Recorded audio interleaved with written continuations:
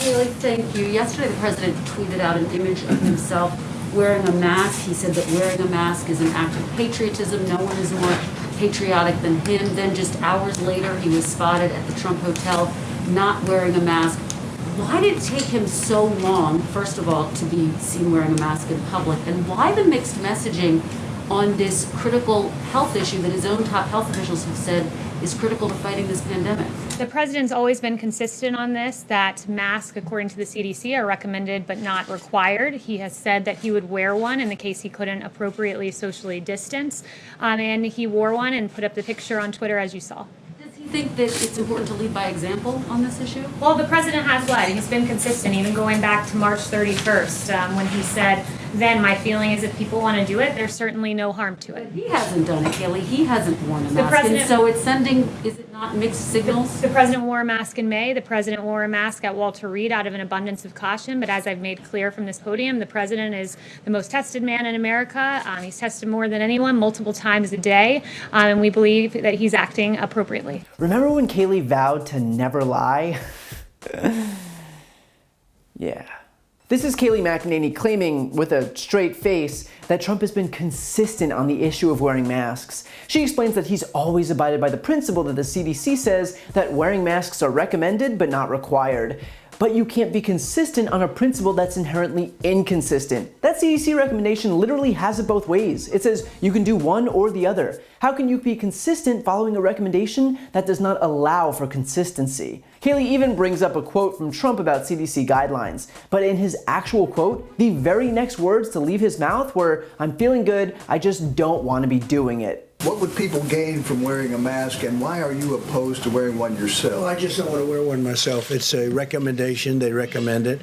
I'm feeling good.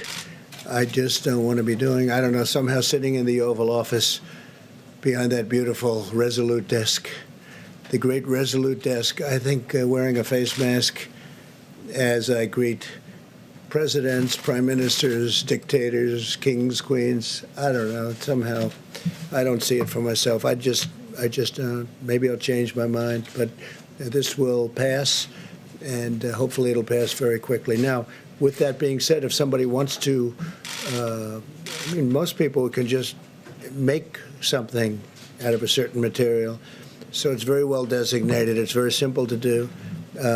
I won't be doing it personally.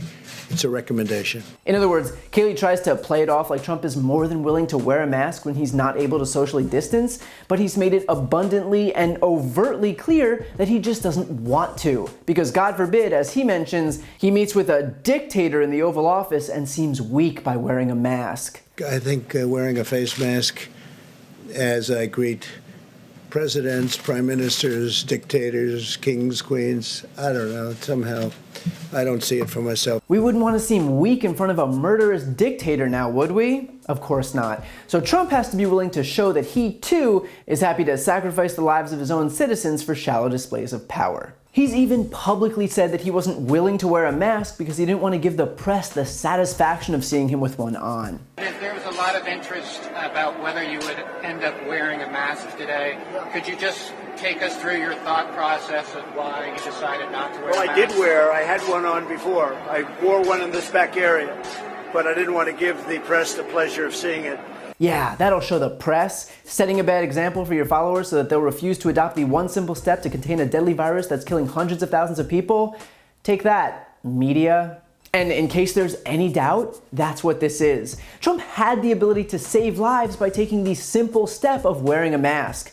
But instead, he opted to turn mask wearing into a political wedge issue because the only way the GOP wins is by delving into the same culture wars that they've always relied on to distract people from actual issues facing this country.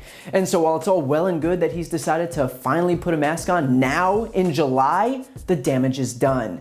Because not only has a sizable percentage of this country taken his cues and decided that masks are a deep state muzzle designed to take away our freedoms and liberties, but just imagine the number of people who've already died after contracting coronavirus who could have been spared if everyone simply wore a mask. These are actual lives that were needlessly lost. Friends and mothers and fathers and grandparents and sisters and brothers and children, because the simple step of wearing masks was politicized by Donald Trump. The fact is that the president has been the #1 cause for people not wearing masks in this country. So for Kayleigh to stand up there and claim that Trump has been anything but dismal on this issue is a joke.